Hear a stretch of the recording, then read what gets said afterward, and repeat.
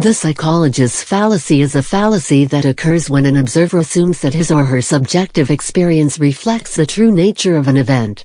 The fallacy was named by William James in the 19th century.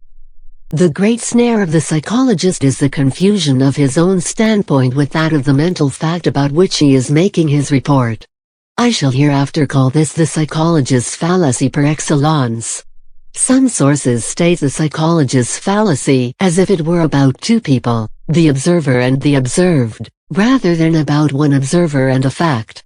For example, psychologist's fallacy, the fallacy, to which the psychologist is peculiarly liable, of reading into the mind he is examining what is true of his own, especially of reading into lower minds what is true of higher.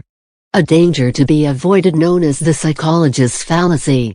This arises from the fact that the experimenter is apt to suppose that the subject will respond to a stimulus or an order in the same way as he himself would respond in the circumstances.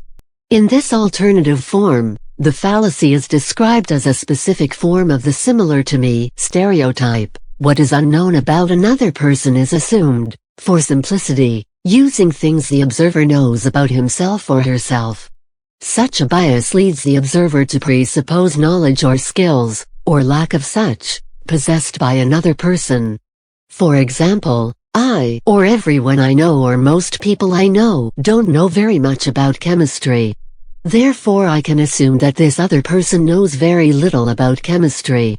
This assumption may be true in any number of specific cases, making inductive reasoning based on this assumption cogent, but is not applicable in the general case. There are many people who are very knowledgeable in the field of chemistry, and therefore deductive reasoning based on this assumption may be invalid. These alternative statements, however, do not match what William James characterized when he named the fallacy.